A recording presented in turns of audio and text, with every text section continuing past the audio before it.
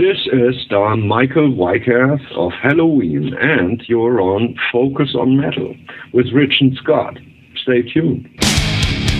Focus on Metal!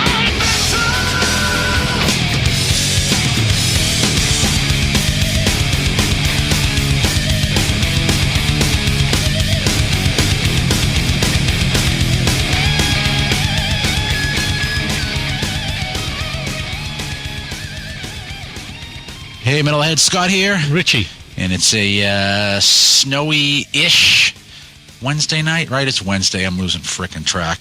And so how we doing? I'm all right. What year is it? Yeah.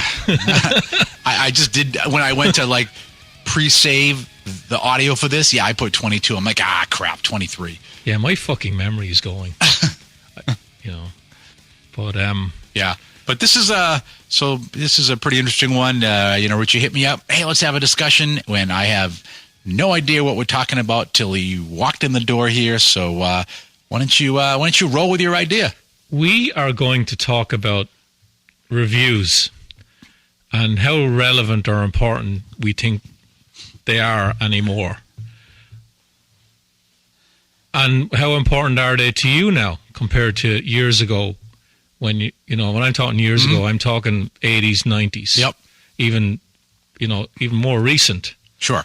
And we're really talking album reviews, right? Yeah, not concert reviews. We're talking about music reviews. Yeah, album reviews. just because in general, like, reviews is kind of a larger topic now. So, for instance, if you were to say, like, reviews from my millions of little boxes that I have here for guitar effects, you could read those in, like, some of the magazines, and you get the, creamy and transparent and blah, blah, blah. But you can never really, like, hear them. But now, at least with YouTube, I can go on there and listen to people, different folks, like just a whole bunch of different guys that I really have a kind of a respect for what they do. And I know, like, the kinds of things they play. So I know the way that Pete Thorne plays, and I know the way that RJ plays. And so different guys, they're going to approach it a different way. And so, I kind of listen and go, whether I like what they do or they don't. So for me, for reviews, for that kind of thing, it's been better as long as you know the person reviewing it. Because there's other people that are going to be like, that they have a thing of they hate tube screamers. And granted, there's way too many tube screamer variations. But that no matter what, and no matter how well done it is, they're going to shit on the tube screamer variation. And it's kind of like, but as long as you know, and it's kind of like how people listen to our show when we used to do track of the week and things, that people, they knew what you liked, they knew what I liked, and so they knew what our sensibility was. And so when we said, hey, we like this band or whatever, they would be like, okay, well, I like what Richie likes. You know what? Maybe I'll check that out. And I used to have listeners used to be like, God damn it, you make me spend so much damn money. But they like what they buy. But we're talking really album reviews. You bring up a point there, and I'll start with this. One of the best things I find from doing the show is when I get someone sends me a message or puts a comment on something I posted on Facebook. I discovered this band because you recommended them and I really like them. Now, if someone says, I discovered this band and I fucking hate them because you said I'd like them, that's fine too, but at least I'm getting some feedback from it. Yeah. The other thing I will say, like, you're doing the show a little bit longer than me. I'm doing it 10 years. I am constantly hit up on emails for reviews. All the time. Constantly, all the time. Yep. Send me your reviews, right? And there's all this new music. There's fucking tons of it. And we get sent a lot of it, right? We do. I won't listen to all of it. I just won't. Right. There's a couple of different reasons why. At this stage in my life, I kind of like what I like. Yep. It's not that I won't listen to any of it. I'll listen to some of it, but I won't listen to all of it. Sure. Because there's too much of it. Yep. Second thing is we get sent MP3s. I fucking hate MP3s. Yeah. And streaming. Yeah. I fucking hate them. Yeah, definitely. I'm a physical guy. I'm a dinosaur. I've always been a physical product guy. Yeah. Always. Yeah. The other thing is I used to write some reviews. For a while I'd write them and I'd post them on the blog. I don't bother anymore. Yeah. I just think it's not worth it. Personally. Yeah. You put the time into it. You think, right, is it really worth it? Because nobody's you don't know how many people are looking at it. Right. The other thing is, and this is a personal thing again, I've never had one PR person say thank you when I've sent them the review. Never. I have. Dustin has. And I've also had a couple of different people in bands give a thank you as well. Okay. But I definitely used to get thank yous from Dustin. Okay. But I never had one. Yeah. And it's good that the bands are getting back to you. But the other thing is, when they want a review, what if I'm not a huge fan of it? I'm being honest. Like they want. I'm not going to name the guy, right? But one of the PR guys, I got to know him fairly well a few years ago, to the point where I actually met him at shows and stuff, and we'd call each other every now and again. And I don't even think he's in the business anymore. I haven't seen him in a couple of years or heard from him. But he told me up front, he said, "Richie, I'm not one of these guys that you have to send me a review or tell me that everything I send you is great. Yep. I want your honest opinion." And he said one of the reasons why is the artists need to know. Yeah. Because, if everybody says everything they do is great, they can fucking mail it in. Yeah. And, everyone's saying it's great, so why put the extra effort in? Right. And I sent him a couple of reviews, and, he never got back to me. Yeah. But I know they probably never got sent to the band either. Right. But he never stopped giving me interviews. Yep. He never went, "Oh, you shit on this band, so you're not getting any more of them." It never got to that point. But in the end, I just stopped doing reviews. Yeah. I just said, right, I haven't done reviews in years. I mean, there is a point, and I've got a pretty decent vocabulary with probably at least once a day someone that says, like, what the hell does that word mean? But after a while, you start to find yourself like doing adjective retread all the time, and how many ways can you put things, and you do kind of struggle with it, and you wonder, am I just rewriting the same review again from the last? And part of that is because of the volume that we were getting, asked to do. Mm-hmm. So you start feeling like you need to do it. So it's almost like, kind of being disingenuous and churning them out. So I definitely step back, and I do one every so often, and I've always said, I should probably start doing them again. But it does quickly, I think, catch up with you with what you're doing, and it's almost like, if you're in a band and you just keep getting, having to put an album out every 6 months, and after a while you're like, I'm like retreading lyrics again and crap too. It's just, after a while you start to feel ineffective, and you wonder if you're really giving anyone a good steer or doing anybody any service by doing what you're doing. When you were a kid, when did it go from your friends recommending music that they might say to you, you might like this, to not actually talking to them about it and getting a magazine and reading a review and going from that? Yeah, so I was kind of the oddball in that respect, in that growing up, nobody else really in the neighborhood was into music. So pretty much until, I want to say maybe junior high, so looking like, 7th, 8th, 9th grade. Before that, it was pretty much me picking up like a Cream or something like that, a Circus, and reading the reviews in there. It seemed like, the first thing I was trying to look at was Rolling Stone, but I think I even quickly figured out that, holy shit, those guys hate everything I like. And it was... Still do. Yeah, they still do, exactly. So, that was it was weird, because I always, growing up, before I could actually get a Rolling Stone, I always thought, well, these are the guys that really know how to write about music. And there's obviously some guys in there that really did, but it kind of shifted over to like Circus. And then once I discovered Cream, I liked kind of the irreverence in it as well, so that they didn't mind saying that something was shit when it was shit either. So, I would read those and, kind of see what that was. And I would go from there. And then in, kind of in junior high, it was pretty much, you were either people really still weren't discovering new music. It was kind of more like you were waiting for the next Led Zeppelin or you were waiting for the next Who album. You were either a Zeppelin person or a Who person. There was one girl who was a massive Thin Lizzy fan. She was like the anomaly there with that one. But yeah, I didn't really get a lot of it. And then even in high school, I would do, for the paper, I would do a lot of the reviews for like the new albums and stuff. And I can remember, On Through the Night and albums like that coming out, and, a lot of the kind of the new album bands and stuff.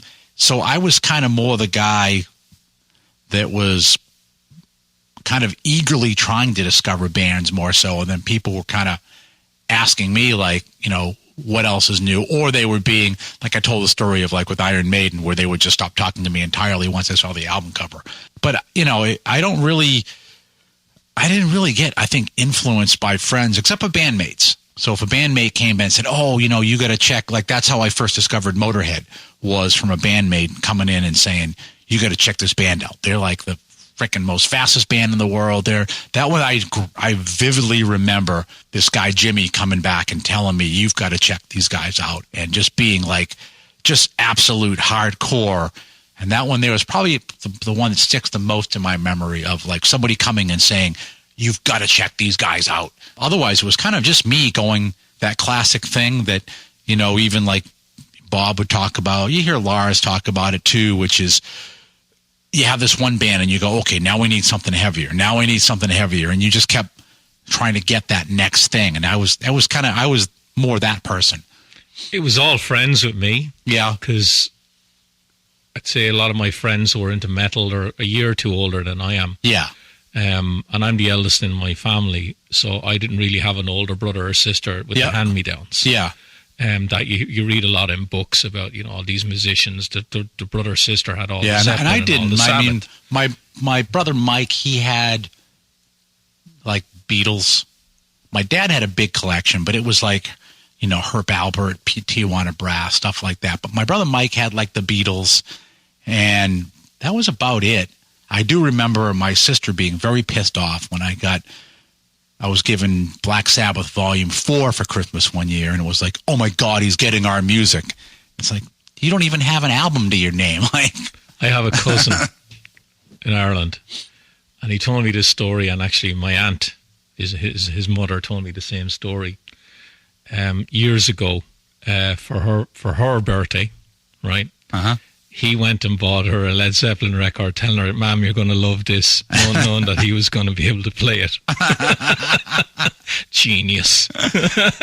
I think the other thing too, and this is always why it's cool to have a co-host like you, because you kind of came into it at a different time, but also you have a totally different attitude towards it as well. Because I used to have this joke about Europe being way cooler, but it isn't about trends in the bigger picture for people in Europe for music. No, it isn't. Not really.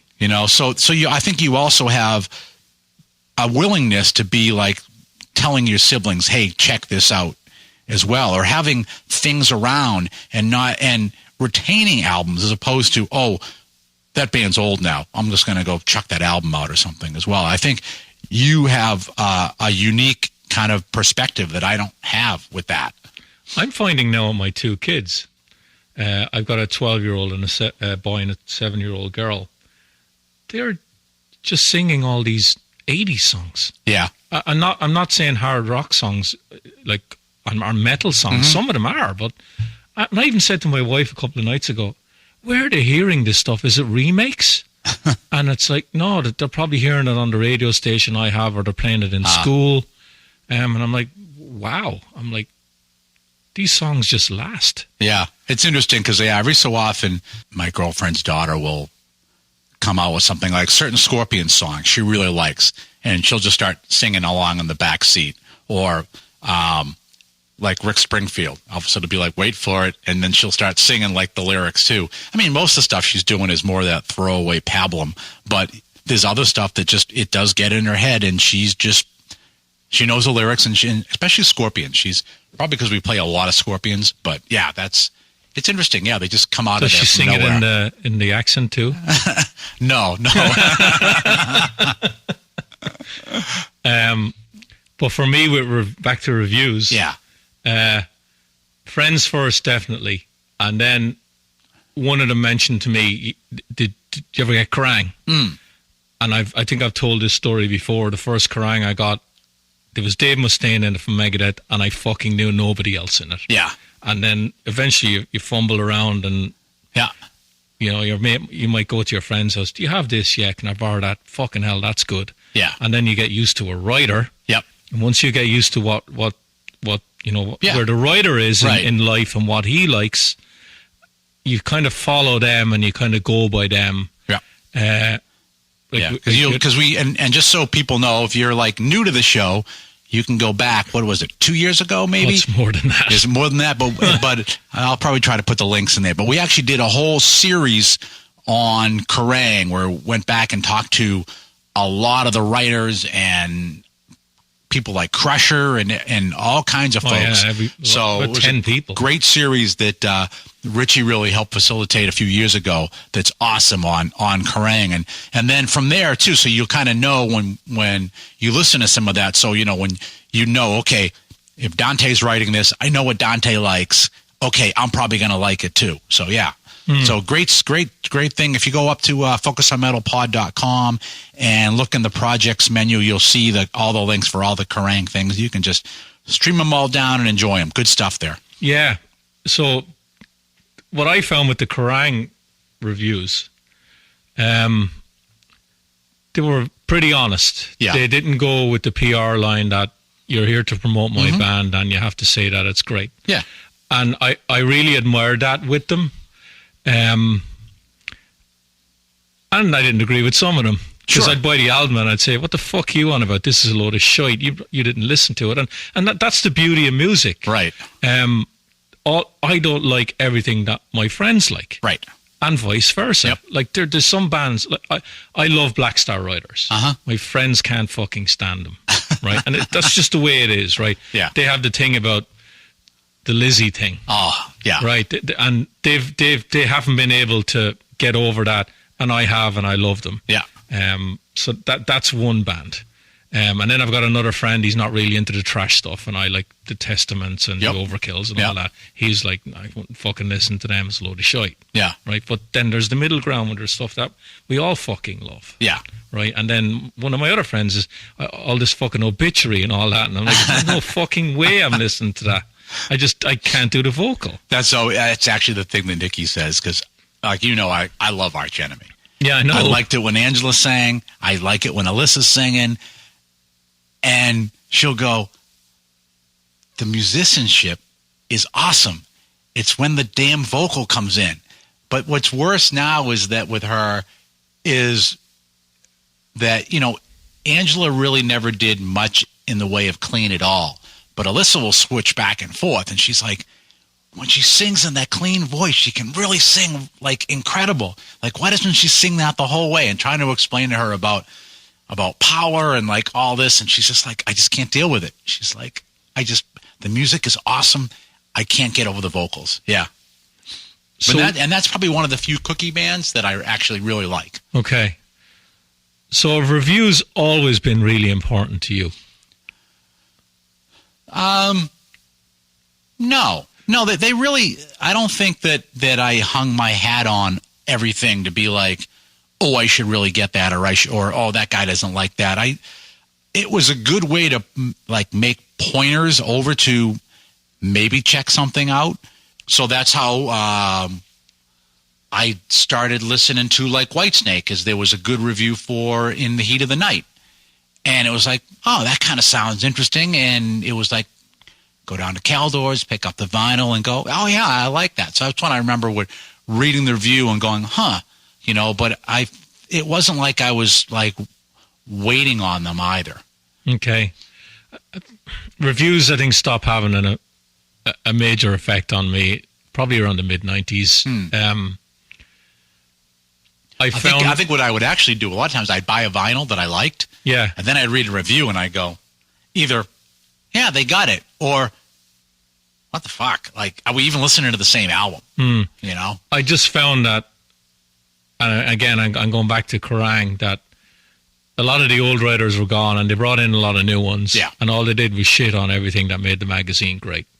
And yeah, they took the probably the irreverence you like from the original reviews, which was just kind of that touch of snarkiness so that it wasn't all like sober. What I found with the Kerrang guys in the 80s, they were in on the joke. Yeah. Were they part of the machine? Yes. Yeah. But they were able to, they didn't kiss ass. Yeah. So in a way, it's a little bit like what Rip was doing as well for a while. And then, then people kind of lose it a bit. And then it just becomes a cookie cutter and they start giving more of a crap about themselves and their own voice than actually what they're doing. What I found as well, it was hard to find the reviews on certain bands that I liked. Yeah. They didn't get covered. Yeah.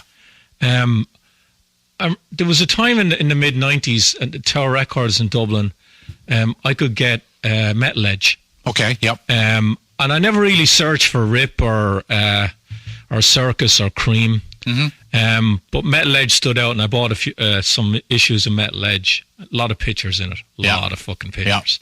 But it had some reviews in it, and they reviewed some stuff that I wasn't seeing in Kerrang, and I wasn't seeing in Metal Hammer.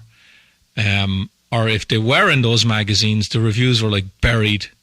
They weren't given a half page like they used to be. Yeah. They were given like a small paragraph in the let's round them up section at the very end of the reviews.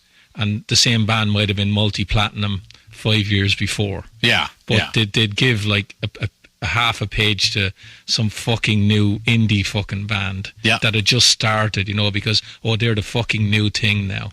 That sort of shit, And then they'd say all that, the old stuff, they're still going, they're playing pubs, and it's not as good anymore next. Yeah, that kind of a deal. A Metal Edge, I thought, gave him at least a decent shot. Yeah. But towards the end of the 90s, I wasn't looking for reviews anymore. I'd kind of settled at that stage on what I liked. Mm-hmm. And then you're starting to get into the downloading. Yeah, I see. Like in the 90s, I would read reviews, but they weren't in your normal music trade magazine. So I was looking at reviews in Premier Guitar or in Guitar Player. And those tend to be skewed more towards guitar-oriented stuff as well.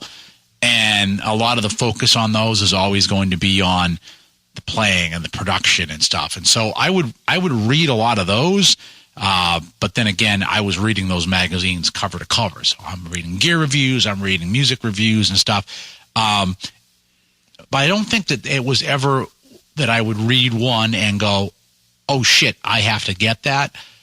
I think more recently with vintage guitar, and they have a lot of them, it may be that there's an artist that maybe there's like a new live recording coming out or something that's getting no press at all. It's just buried. And you're like, oh shit, I didn't know that was coming out. So something like that, it's more of a, oh, okay, I'll go check that out type of thing, that I would do those. But I wasn't reading it to find like the next thing that I was going to listen to. Did you pick up Brave Words and Bloody Knuckles down here? Could you get it? Because that was a 90s publication, wasn't it? It would occasionally pop up at there was the record store that was next to Daddy's in Nashua. Occasionally they would have it. I don't ever remember picking it up, but I do remember occasionally they would have it there. And then it would be at Barnes & Noble. Okay. But when you look at back then at the reviews in the magazines, and it was a lot like the music industry, the people who wrote, they were funneled. Yeah. Like they went through a vetting process, and the people who actually got published kind of knew what they were writing about, might have had a journalistic background. Yeah. Were able to write in a way that people could understand. Yep. Could explain themselves very well. Not all of them. some of them. What I find now is that everybody has a review. Yeah, I mean, it's true. I mean, if you were to go back and talk to, I mean, even if you look at some of the people that we talked to during the Kerrang project, you know, they had to prove themselves and make it so that it was like, okay, good, you can hang with bands, you can understand them, you can talk to them, and you can be intelligent about it as well. And it was like, you know, you started off as like your little cub reporter and you worked your way up to do it. And you're right. And now it's pretty much that, you know, anybody, including us two idiots, can just throw a review out there. One of the things I found over the years, and I don't know whether you've experienced this, but just say you're searching for a review on a band's album, one of the first things that'll pop up is the Amazon reviews. Yep. Right? Yep. And you're looking at that and you're thinking, I used to read Kerrang with these guys that knew the music and wrote a lot better than some guy that on fucking Amazon. I actually like the packaging was shit, 1 star. I like when you get the review on Amazon for an album that's not coming out for months. Like, clearly the person does not even have the album yet, but there's a review there. Yeah, but normally something like that, the review is based on that's another thing. And there's a lot of fucking rabbit holes that are going to go down here. Because you look at it and you go, okay, we deal with that label. I know that promo isn't even out from that label yet. Like, it isn't even that they could have listened to an advanced one. What are they writing about? Here's the review that fucking blows my mind. I listened to the first 10 seconds of it and I turned it off. And I'm like, you're not reviewing it then. You didn't fucking listen to it. Right. You see that a lot. With an Iron Maiden album, you have to listen to it for the good 3 minutes before you actually get to a lyric. Anything new from Metallica, you're bound to see that. I got to the drums and I turned it off, and I'm like, you didn't even fucking listen to the song. And speaking of which, have you listened to the second single they released? I like it. So I listened to it and I went. So the first thing was like, God damn, this is a long intro. Like, this is way too fucking long for an intro. The song's only 5.5 minutes long. But then I went, this is sounding really familiar. So you remember how I was raving about Eterna? Yeah. Right? I really, and I still like that song. Yeah. Then I was like, this is sounding different. Or, I'm sorry, it's sounding the same. It's got this straightforward beat and a little riff and a straightforward beat and a little riff. And I went back to Eterna and went, straightforward beat, little riff. It's just that it has a little bit more power and grit to it. It's like, okay, they made the same song in 2 different tempos. Like, shit. Yeah, but you can review it because you listen to them. That's fine. I was like, and it was like, why is this like? Oh no, they're not going down this. But I'm hoping that other things will be different. But those, and I did go back and I listened to Turner again. And I went, no, I still like this. This has still got something in it. But I was like, the second one was too damn close to it. Like, it's just a variation of it. But anyways, I'm going down a rabbit hole. The other thing is, and I'll put my hand up and say I'm guilty of this as well. I don't listen to music now the same way that I did when I was 16 or 20 or even 30. Yeah. I'm very quick now to just say I don't like it. I won't make the effort to listen to it 4 or 5 times because there's no effort in getting it anymore. I can just turn it off and I can get whatever I want now. It's on fucking YouTube, Spotify, anywhere. Oh, yeah. So I don't listen to music the same way. And I think that comes across with reviewers. Yeah, well, I think, you're right. When I was listening to stuff when, I was a teenager, it was an immersive experience. I'm sitting there. You have to be focused because you're playing an album. So it's not like you can walk away and do other shit because you're going to have to flip that side over. So what do? You're listening to that. You got the headphones on. You've got the album stuff in front of you. You're reading every word on the album. You're immersed in it. You're invested in it. Plus you're taking your hard-earned cash and the day that when I picked up Back in Black and live bootleg the same day, that was like, okay, well, I'm broke now for a while, but I listened to the shit out of those albums because I was literally invested in them and just playing them. And of course, the thing is that you don't have a career at that point. You don't have a family. You don't have kids. You're like, you can be a little bit more precious about what you're doing as well. And yeah, so you would learn all that stuff. And I think a lot of those albums I'm much more familiar with than an album that came out like last week, even if I really like it. And I think it will always be that way. There's certain albums that are imprinted and I frickin' know them.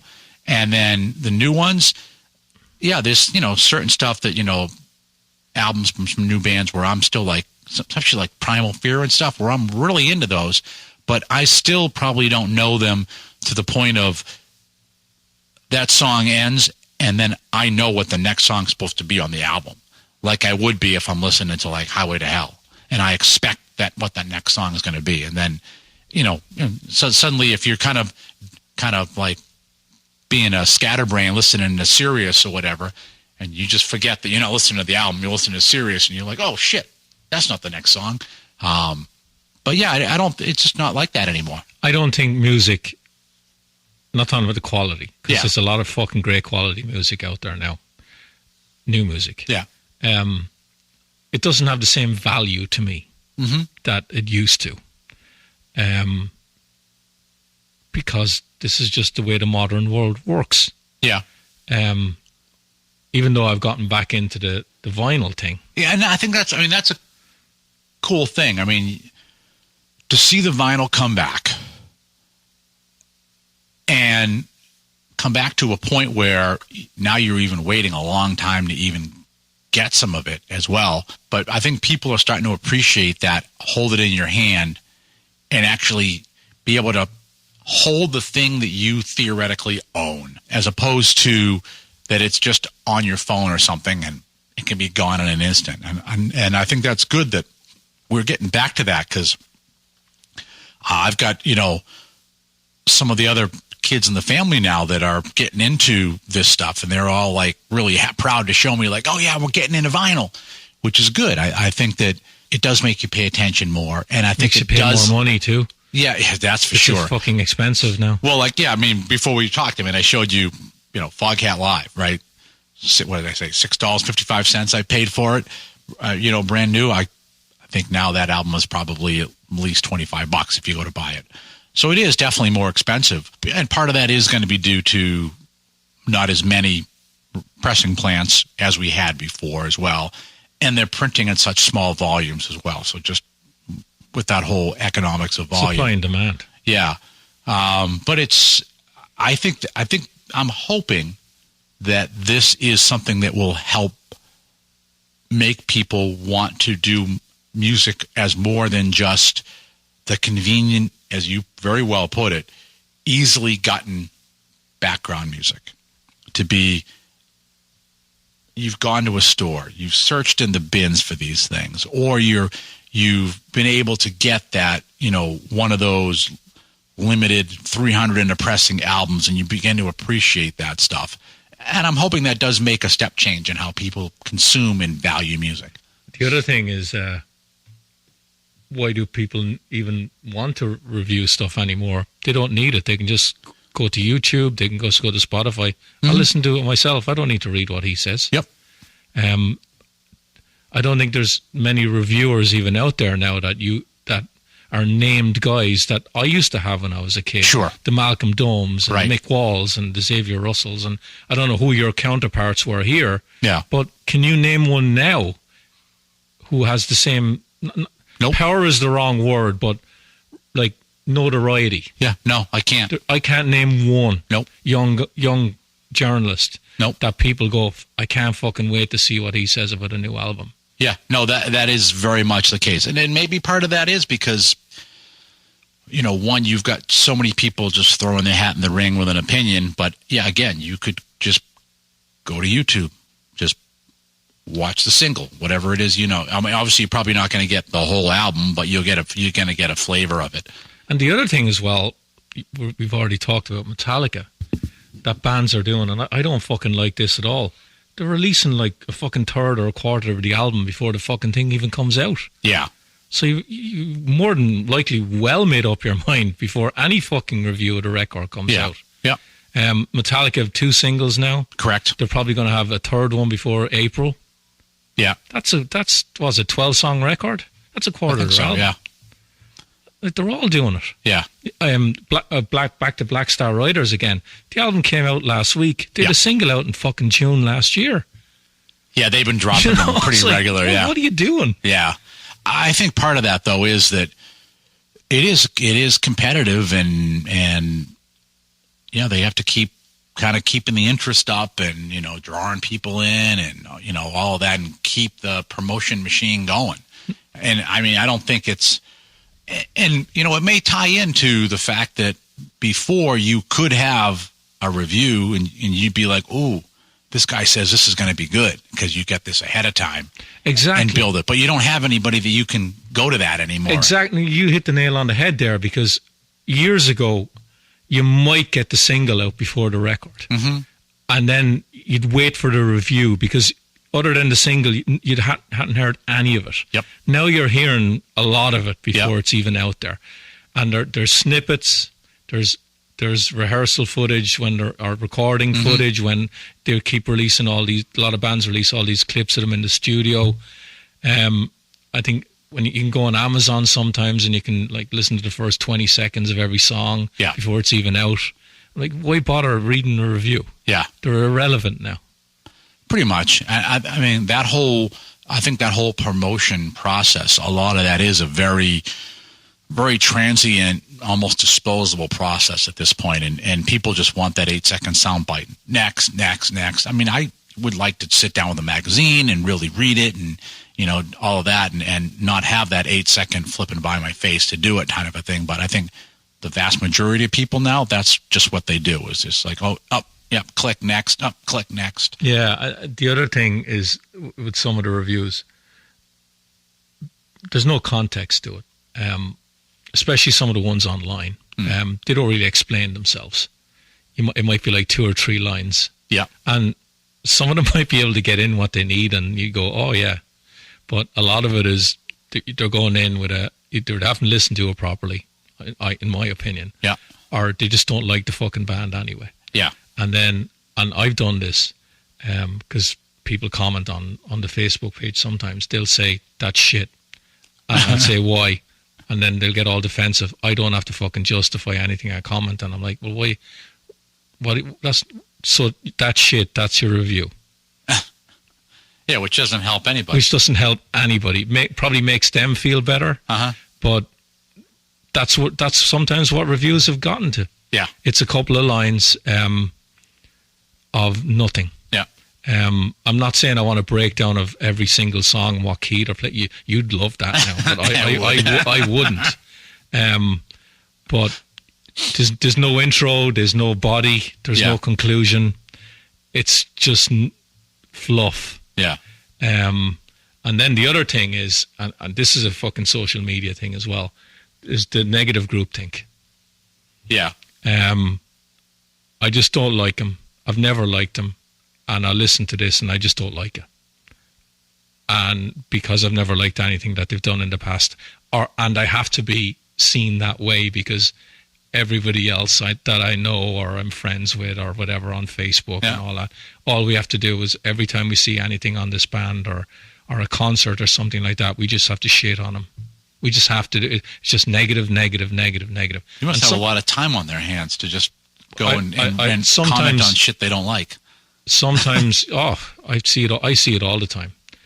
There's 2 bands that if I post anything on Facebook, 2 that I can think of off the top of my head, people lose their fucking minds over. Anything new with Metallica. Anything. Yeah. Black Album up to now. Yeah. That's not new, but you know what I mean. I know what I mean. Yeah, it's that and dividing line. The other one is Sammy Hagar and Van Halen.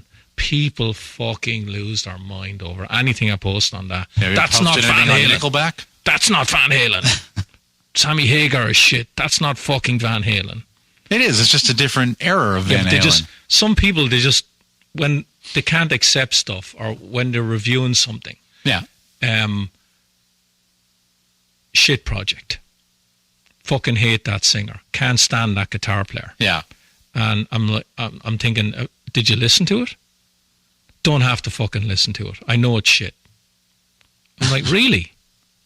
Yeah, rubbish. Can't fucking stand him. Hasn't done nothing good since fucking Slide It In or something. Yeah. It always goes back to he hasn't done nothing fucking good in 35 years. Yeah. Voice is shot. Fucking guitar players, different guitar player. Fucking this guy's not in it anymore. No fucking interest, right? Hasn't listened to fucking any of the music. And then you get the other guy. Are they still going? I get that sometimes. Like this band might have been bringing out records every couple of years since the 80s. Yeah. Who's in the band now? I'm like, and I just comment, use Google. I don't talk about Eddie Trunk a lot on this show, but he lost his fucking mind on his radio show a couple of times over this. People that say, Queensryche, are they still going? And he'd be like, what the you're calling my show a hard rock and metal show and asking me are fucking Queensryche still going? He lost it a couple of times, and he's fucking right to. Yeah. But there's the negative groupthink is definitely out there, definitely prevalent. There's not that many reviews in printed magazines anymore. It's all online. Yeah. Yeah. That's very true. Yeah. And who do you trust? Because if you start, there's so many reviews out there now, by the time you fucking read a lot of them, you're more confused than you are in the fucking beginning. Yeah. You're thinking, I'm going to go in now and I'm going to read a couple of reviews and see whether I should spend the money on this. And you fucking read some of them and you're like, I really don't fucking know now. I don't know now. Yeah. I knew more in the beginning when I didn't fucking know than I did when I'm reading reviews. And you're looking for balance, and sometimes you're just not getting it. No context, no balance, negativity. Yeah. Well, you know what else doesn't help, and I know I guess I do crap on the industry a lot on this, is that because the vast majority of radio, at least here in the U.S., for terrestrial radio is all done by Clear Channel. It's all cookie cutter, so you don't have a DJ that plays things that are off of other albums, because I would just pull stuff out of the stacks and I would play deep cuts and things, so you have a very limited spectrum of what is going to get played over those airwaves at any given day. You're picking the music. You have an opinion on what you're picking. What do you mean? You put songs on the radio that you liked, some of them. Now it's all driven by computers. And, that's what I'm saying. Is now they literally have this is the this. There's no human element to it. This is anymore. Like the 20 songs you're going to play. You by and large, those DJs are not allowed to decide, I'm going to play something off of No Rest for the Wicked. It doesn't happen. It's not on the playlist. It's not, and part of that too is I know they just don't want to bother with playing licensing. So that's one of the good things with if you may be listening to like Ozzy's Boneyard and they play a lot of the same things again and again. You will see Mark Striegel will throw stuff in like, oh nice, and a lot of times I'll hit him up with a comment on it. And then Jim Florentine will, with his Metal Midgets, and he, you never know what you're going to hear on there as well. And I think probably a lot of people that don't have a lot of musical aptitude yet will probably get a lot of stuff from that show as well. But that's kind of an anomaly. But that is how it used to be when you would listen to a lot of stations before, is that you had DJs that knew the bands, knew the music. They were buying a lot of their own vinyl. They were really trying to discover, and they were just so much into it that they were the people you trusted, and you would be listening to them because they would play those new things. I mean, I know that the classic thing with Europe, right, is all the people that they wouldn't listen to BBC. They were listening to like all the stuff that was out on the channel, that was because they were playing Radio all the Luxembourg. stuff. Yeah, that BBC wasn't playing, right? It's the kind of the same radio thing. station. Yeah, exactly. Radio Caroline is another one. Exactly, yeah. And so those are kind of when it was only when afterwards, when some of those guys actually then migrated over to BBC, but they took that same thing that you kind of had this thing of knowing new stuff, and that, so they were kind of your best review at that point, because I think a lot of the things like NME was still kind of like snotty, like Rolling Stone and stuff. But you don't have that anymore. So you're either dependent on a review to figure out, I've never heard of that band, but otherwise you kind of don't have any other context to go by. So I bagged on the radio stations that I hear in this area before, and I'm going to do it again now. Yeah, and we had, at one point, we had incredible, actually had this conversation the other day in Newbury Comics, like WCOZ. So like 94.5 now, which is, it used to be WCOZ. In fact, that picture I have that Bill Hale did of Mustaine, there's another shot from that same session. He's got a COZ bumper sticker on his case, and he's got a BCN one, because BCN was the other leading station around here. All of that is non-existent anymore at all. But you don't get reviews of new music on any of those stations anymore when it comes to hard rock, because they're not interested in the new music. They play the new music when the guy is being interviewed on the show. Yes. And then they will fucking never, ever, ever talk about it or play it ever again. So when you're looking for reviews on the radio, you're wasting your time. It's non-existent. Not all now. of them now. There's certain radio stations you have to are good. Like there's some internet stations and some shows on Sirius. Yeah, that's what I'm saying. A lot of times commercial radio. But if sometimes you have some of the stations like out of Texas, they will broadcast on the internet as well. Yeah. And there's still some independent guys out there that will play some great new stuff and some deep tracks that normally don't get played by bands either. But in this area, non-existent. Yeah, yeah. Couple of more things before we go.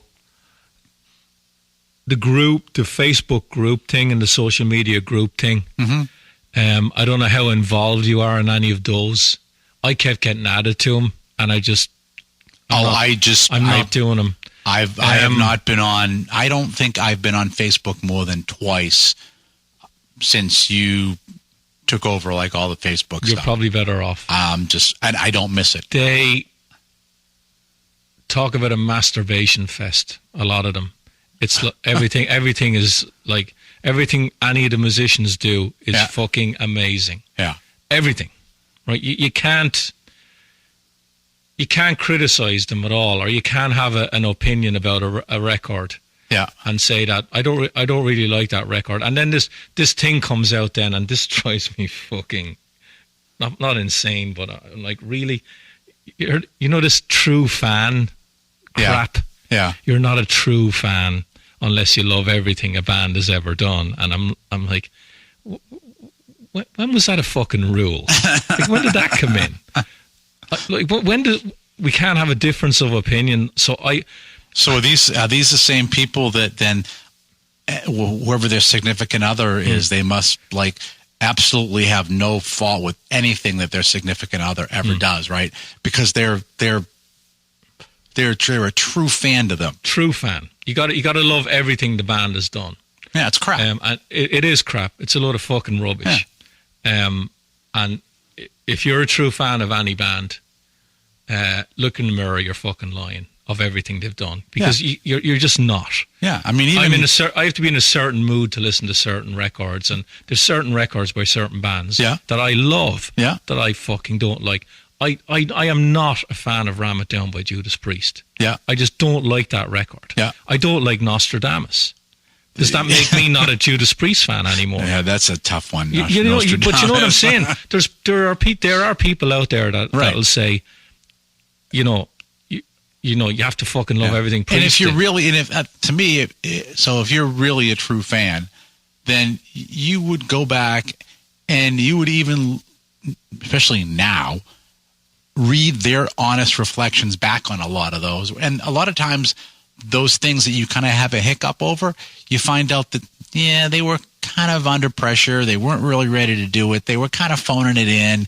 They just, you just kind of, you rack it all up and you go, oh, okay, well, that's probably what's coming through on it. And so it's like even a lot of times the band for something that might be kind of off the mark. That's just how it is. People will call you out on it. How can you not like it? Because I don't like it. Yeah. I just don't like it. Yeah. I love all these albums before it. Yeah. I love all these albums after it. Yeah. This album just never spoke to me, and that's okay. So if there's an ice cream flavor I don't like suddenly I don't like rum raisin, I'm not a true fan of ice cream anymore. No, that's not how it works. There was one guy on Facebook. I keep going back to Facebook because that's the only thing I run on social media. You do the Twitter, I wouldn't have a clue what you're posting on it because I'm actually not on Twitter. Yeah. And I remember this years ago. I think I posted that Rust in Peace and Countdown to Extinction, they were both certified on the same day. I think Rust in Peace might have gone platinum and Countdown double, something like that on the same day. Yeah. So I posted both of them went certified, whatever it was, right? And then I put in the comments that I actually prefer Countdown to Rust in Peace. And a comment came back, "You're not a Trash fan." Right? Wrap your head around that. Because I preferred one record over another, I am not a thrash metal fan of the genre. Yeah, that just makes zero sense. Makes zero, but that's what you're getting in some reviews too. That maybe there's an element out there, and I don't fucking blame the guys. They're just tired of doing reviews because they get shit. Yeah. Like, I can be honest and say I don't like this record. Right. And then you get all these fans who'll just fucking go after him. Yeah. And it's like, you don't know what the fuck you're talking about. How the fuck can you say that about this guy? And I'm like, he has a difference of opinion to yours. Right. And that's okay. That's okay. He didn't like this one. He fucking loved the last one. Yeah. He might fucking love the next one. You love this one. Right. And it might even be, it could even be that, so like for instance, when Death Magnetic came out, when it first came out and I first listened to it, I wasn't really liking it. Now, granted, I'm not, going having a masturbation fest over it now, but I gave it a little time. I re-listened to it and I liked it more than I liked it the first go round. And a lot of times it is even just where you are mentally, what's going on in your life, like anything else. And I mean, music is a huge emotional component to it. If you consider it to be just a cut and dry, it is or it isn't, then you don't really fucking understand music. But that's what you're getting now. Yeah, which is ridiculous. And it isn't. You're getting it is and it isn't. But you're also getting my opinion matters more than yours. I'm not respecting your opinion at all. Yeah, which is also bullshit. But that's what you get now. Everything is black and white now. There's no grey. There's no differences. Yeah. You either have to be left or you have to be right, and there's no in between. There's no discussion about it. There's no bar discussion about I love this record, and we'll have a few beers and whatever about it, and we'll all agree to disagree and what have you. Now you go to the bar, and I hate Ram It Down. Next thing you know, someone's punched in the head. You're in fucking hospital. It's like, how fucking dare you say that this album is he's God. Lynch is God, or Nicky Six is God, and how dare you say anything bad about anything those guys have ever done ever? And I'm like, listen, I love girls. I Dr. Feelgood. I think fucking Generation Swines, I don't like it. Yeah. I don't like Smoke This. I love Wicked Sensation. I love the second record. How dare you? Right. Lynch is God. Everybody. I don't like everything. Even George is, it's not like he's just cookie cutter doing the same thing. And there's things he does one way and things he does another way. And there's things you're going to like and there's things you're not. And if you're not, it's like, it's okay. If people don't like it. If people don't like it, it's okay. Yeah. With George Lynch in 6 weeks, he's something else anyway. So at least he's that coming. True. Have you heard the new song he's got with this? It's like this industrial kind of thing. Not my cup of tea at all. I saw. I got a thing to pre-order it. I didn't because I looked at it and I was like, okay, it's George. And then it talked about. Then he's got this programmer, and I was like. Smoke This? Yeah, pretty much. And I went, even though I like some of the stuff on Smoke This, I was still like, yeah. And then I looked, because I don't think it's coming out till like July. And I was like, Jesus, like, no, I'm just not. I'm not even going to do this like 7 month ahead of time deal. Like, no, I'm just, as much as I really like George Lynch, I'm like, no, I'm passing. Yeah, he's got another album done with Michael Sweet. Yep. And I like the first two. Yep. But again, reviewers with these guys, they're held on such high esteem by fans. Yeah. I wouldn't like to be a reviewer. Some of the reviews I did in the past, people attack me on them. Yeah. I'm like, it's just my opinion. It's okay. Yeah. And that was one of, actually, thinking about it now, that was one of the reasons I said, fuck it. Yeah. The other thing I'd love bands to do, and we'll finish on this, and you're fucking never going to get it. On social media, bands will only post reviews when someone says that the album is the fucking next coming of Led Zeppelin or Black Sabbath or something like that. Mm-hmm. They'll never post the review where the guy is actually saying how he feels, that some of the album is great or some of it isn't, yep. and actually justifying his reasons why, so that there's, yep. It's like an essay. Yeah. No band will ever fucking post that. They'll only post the one where it's fucking absolutely amazing. It might even be badly fucking written. Yeah. The guy might have actually spent fucking 5 minutes listening to it and just cobbled something together. But because it says it's fucking absolutely amazing, yeah. that gets shared. So you have the guy who's actually putting the effort in, probably listened to it 10 fucking times. Yeah. Written it Yeah. properly. And then shared it. The band will look at that and say, I'm not fucking sharing that. And I'm like, so where's the real world? Yeah, right. Do the bands honestly fucking believe that every fucking review that they're getting is the ones that they're posting? No, it fucking is not. No. So, a bit of fucking reality would be nice on some of these things, but you won't get it. Yeah. I know. Yeah, it's sad. It's sad. That was a bit of a rant. There's our review of reviews. People will shit on us now. Yeah. That's fine. I don't mind. Yeah. All right. Well, they're going to review this show now and say, well, exactly. Two wankers. Exactly. It's happened before, so whatever. Happens every week. But here we are, 500 some odd episodes later, still here, so people are listening. Yeah. All right. Well, I think that will do it. Stick a fork in it. This puppy is done. So for myself and Richie, have yourselves a great metal week. And until we talk to you again, as always, remember, focus on metal. Everything else is insignificant.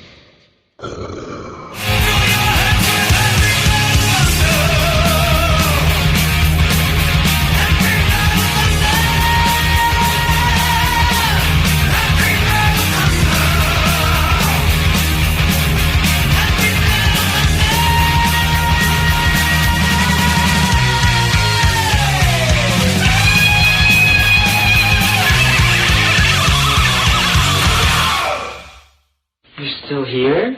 It's over. Go home.